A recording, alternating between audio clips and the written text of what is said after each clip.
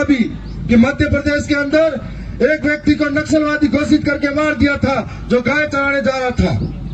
सरकार आई गई, आजादी के 75 साल भी आदिवासी की स्थिति वैसी की वैसी रही और आदिवासी वही का वही रह गया। कभी विकास के नाम पर विस्थापित होना पड़ा, कभी स्टैच्यू ऑफ यूनिटी के नाम पर हजारों गांवों को उजड़ना पड़ा, कभी मणिपुर के अंदर दो समुदाय को लड़ा के हमें आपस में उलझाया गया, कभी छत्तीसगढ़ के अंदर हसदेव के नाम पर हमारे गांवों को खाली कराया गया, तो कभी झारखंड के अंदर हजारों लोगों को बाहर विस्थापित होना पड़ा, तो कभी राजस्थान के अंदर पूरी अरावली को खनन के नाम पर खाली करके आदिवासी को विस्थापित किया और हम लोग देखते ही देखते रह गए।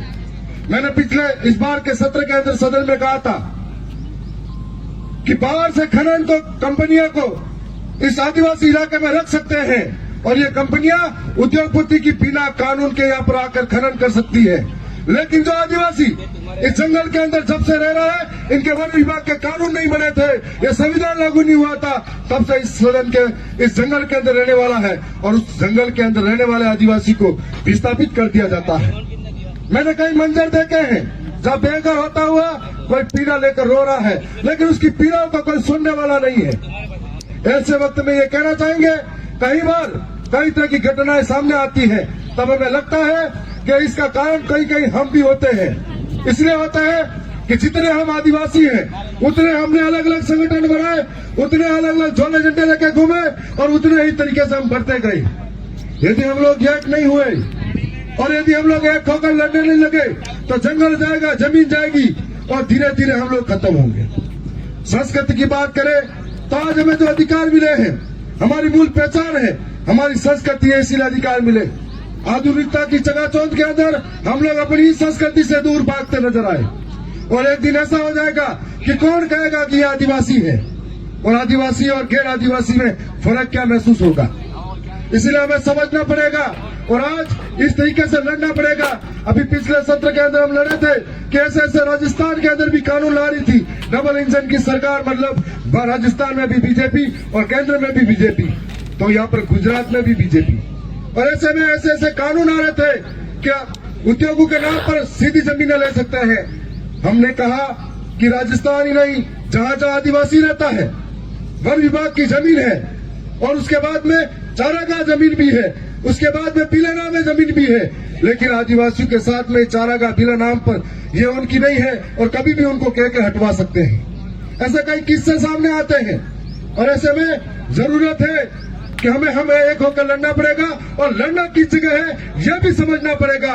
दक्षिणी राजस्थान के अंदर आदिवासी परिवार की व्यवस्था बनी हुई है और इस व्यवस्था के माध्यम से हमें कभी सोचा नहीं था कि उस व्यवस्था के माध्यम से हमारी आवाज कोई राजस्थान के जयपुर के अंदर पहुंचा सकता है। और ऐसी व्यवस्था के माध्यम से मेरे जैसा साधारण परिवार का व्यक्ति वहां गया, तब हमें लगा कि वहां जाकर बोलने से फर्क पड़ेगा। और मैं आपको भी कहना चाहता हूं, यदि किसी को विस्थापित होना पड़ेगा, आपके यहाँ पे अभी हाईवे निकलेगा, 5-6 गांव विस्थापित होंगे। ऐसा ही अभी किसी के साथ अन्याय होगा, शोषण होगा, तो हम लोग क्या करेंगे? ज्ञापन देंगे, धरना प्रदर्शन करेंगे। मैं आपसे कहना चाहता हूं कि लोकतंत्र के अंदर ज्ञापन देना, धरना देना भी एक समाधान तो है, लेकिन 1 लाख लोग यदि आप इकट्ठे करते हो और आपका एक जनप्रतिनिधि गांधीनगर के अंदर भेजते हो तो वो एक बराबर की आवाज हो जाती है और इसलिए इस आवाज को वहां तक पहुंचाने की जरूरत है। इसलिए मैंने राजस्थान की विधानसभा के अंदर एक और बात कही थी कि हमें सांस्कृतिक रूप से बांटा गया है, हमारे साथ रोज अन्याय अत्याचार हो रहा है, तो हमारे लिए एक अलग स्टेट होना चाहिए और फिर प्रदेश होना चाहिए। ऐसे में मैंने कहा था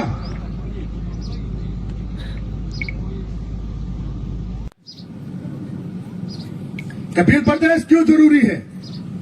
मैंने कहा कि बिल प्रदेश इसलिए जरूरी है कि संविधान की किताब में कैद पड़ा 5वीं अनुसूची जो धरातल पर लागू नहीं हुई है, इसलिए बिल प्रदेश जरूरी है। बिल प्रदेश इसलिए जरूरी है कि कोई हमारे सर पे आकर मुते नहीं, इसलिए जरूरी है। बिल प्रदेश इसलिए जरूरी है कोई किसी को घसीटे नहीं, इसलिए जरूरी है। बिल प्रदेश इसलिए जरूरी है कोई हमसे जंगल से बेदखल नहीं करे, इसलिए जरूरी है। बिल प्रदेश इसलिए जरूरी है कि हमारा मालिकाना हक छीना नहीं, इसलिए जरूरी है। बिल प्रदेश इसलिए जरूरी है कि कोई हमें बांट कर हमारे ऊपर अत्याचार करे, इसलिए जरूरी है कि बिल प्रदेश हमारी शिक्षा व्यवस्था के साथ में हम लोग आगे बढ़े, हमारे इलाके में दूसरे अधिकारी आकर हम पर जोर जमाए, ये चला नहीं, इसलिए भील प्रदेश जरूरी है और ये कोशिश हमने कराई है। और आज मुझे लगता है कि कोई किसी भी विचारधारा से हो, लेकिन राजस्थान के जयपुर में, गांधीनगर के अंदर, भोपाल के अंदर और महाराष्ट्र के मुंबई के अंदर एक साथ आवाज आदिवासियों के लिए उठेगी तो ये सपना भील प्रदेश का दूर नहीं होगा। ये सपना तब दूर नहीं होगा जब बिरसा के विचार अपने अंदर पनपेंगे, जब टंटे मम्मा के विचार अपने अंदर पनपेंगे, कालीबाई कलासुआ के विचार अपने अंदर पनपेंगे और हर घर घर बिरसा मुंडा निकलेगा, हर घर घर कालीबाई निकलेगी, तब ये विचार और ये भील प्रदेश जरूर बनेगा। और हम मानते हैं कि आने वाले समय में इस तरह का ही माहौल होगा। आज हम लोग यहाँ से जीत कर गए, साधारण परिवार से थे, हमारी व्यवस्था ऐसी है, अगर हम जीत कर गए और राजस्थान की सबसे बड़ी महापंचायत जयपुर के अंदर हम नहीं बोले हमारे समाज के लिए, तो हमें लगेगा कि हमारी समाज हमारी टिकट काट देगी। और यदि उनके लिए ऐसा प्रावधान है, यदि वो समाज के लिए बोले तो उनकी पार्टी उनके लिए टिकट काट देगी। ये हम में और उनमें फर्क है, इसलिए हमें बोलना पड़ेगा, हमारी समाज को बचाना पड़ेगा। साथ साथ में जिसने वो दिन देखे हैं वो समाज को समझ पाएगा।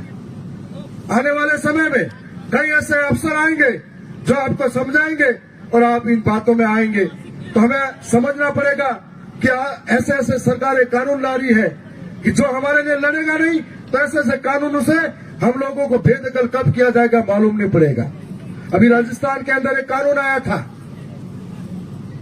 आया था कि उद्योगों के नाम पर हमें कहीं पर भी जमीन ले सकते हैं, तो उस कानून को लेकर हमारे सारे विधायक बोले और लड़े, वो कानून वहां पर वापिस बहस में गया।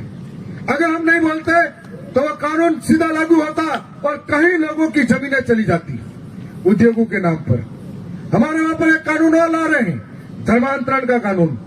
उस कानून पे फिर से हम बोले तो उस कानून को पीछे बैक किया और फिर से एक समिति बनाकर इस पर चर्चा कराई जाएगी, पीछे लेके आए। हमारे वहां पर कानून लाए कि उद्योगपति के नाम पर सीधे सारी चीजें हो सकती हैं। तो ऐसे कई कानून गुजरात के अंदर भी, गांधीनगर में, इन महलों के अंदर इन गरीबों के लिए बन जाएंगे और हमें पता ही नहीं लगेगा। तो आखिर बोलेगा कौन, आखिर लड़ेगा कौन? तो कोई हमारे लिए लड़ने वाला और बोलने वाला चाहिए, जो हमारे लिए लड़े, हमारे लिए बोले, हमारे लोगों के लिए बात करे कि हम आजादी के 75 वर्षों बाद भी सरकार आई गई, लेकिन वोट बैंक के नाम पर इस्तेमाल तो किया और धीरे धीरे हमें हाशिए की ओर धकेल दिया। हमारे यहाँ पर मूलभूत सुविधाओं की भी पूर्ति नहीं कर पाई। तो आज आपके बीच में हम खड़े हैं। मैं राजस्थान के नजदीक डूंगरपुर से भी आगे प्रतापगढ़ जिला लगता है और सीतामाता अभ्यारण्य है। हमारे वहां पर 40% जंगल के अंदर लोग रहते हैं और रोज हम लोगों को लड़ना पड़ता है। तो मैं ये कहना चाहूंगा कि जब भी ऐसी कोई बात आए इस गुजरात के अंदर भी, जहां पर आदिवासियों के साथ में कोई पीड़ा हो, तो हम लोगों को याद करिए, हम हमेशा आपके लिए तैयार खड़े मिलेंगे। हम इसीलिए भी खड़े मिलेंगे, हमें ऐसा लगता है, चाहे वो मणिपुर का आदिवासी हो, चाहे मध्य प्रदेश का हो, चाहे गुजरात का हो या महाराष्ट्र का हो, यदि किसी को कहीं चोट लगती है, हमें ऐसा लगता है कि हमारे शरीर के किसी हिस्से पे चोट लगी है, इसलिए हमें वो दर्द महसूस होता है। और आज हम फिर से यही कहेंगे कि इस मौके पर आप सबने हमें सुना। मैं कल दिन से लगातार कई कार्यक्रमों में था, इसलिए थोड़ा लेट हो गया था। मैं उत्सुक था आप सबसे मिलने के लिए, कि इस इलाके से भी वाकिफ होना चाहता था, जहां पर एक चाले और इस नारे में बहुत कुछ बदलाव हो गया था। तो आने वाले समय में एक चाले पर आदिवासी चाले, इस नारे के साथ में हम लोग आगे बढ़ेंगे। जब शुरुआत करते हैं तो कई तरह की विडंबना आएगी, कई तरह के कष्ट और संघर्ष आएंगे, कई लोगों को तकलीफ झेलनी पड़ेगी, और ये तकलीफ और संघर्ष दक्षिणी राजस्थान वालों से पूछो, सबने झेले हुए हैं।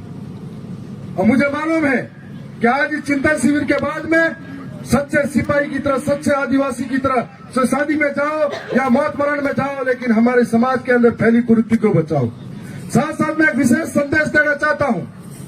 मैं नौजवानों से अपील करना चाहता हूं कि आजकल नौजवान हादसों का कई शिकार हो रहे हैं। हमें याद करिए, हमारे बिरसा मुंडा 36 साल की उम्र में समाज के लिए शहीद हुए थे। टंटे मामा समाज के लिए चले गए थे। ऐसे कई इस इलाके के भी नामी नाम हैं। जब वो लोग समाज के लिए शहीद हुए थे तो हम फैमिली स्टार और राइटर बनकर घूमकर समाज को क्या देना चाहते हैं? तो हमें हमारे समाज को मजबूत करना है और एक एक बच्चे को शिक्षा से वंचित नहीं करना, उसको शिक्षा के साथ जोड़ना है, क्योंकि शिक्षा वह छेड़नी का दूध है, जो पिएगा वो दहाड़ेगा। मैं इतना ही कहूंगा कि हम सब अगर साथ चल पड़े तो आंधी तूफान खुद ही चल पड़ेगी। हम सब अगर साथ चल पड़े तो आंधी तूफान खुद ही चल पड़ेगी। सागरों की बात क्या, हिमगिरी सरीके ढल पड़ेंगे। हम सब अगर साथ चल पड़े तो दीप क्या, सूरज हजारों निकल पड़ेंगे। होना बहुत बहुत धन्यवाद। आप सबका जोहार।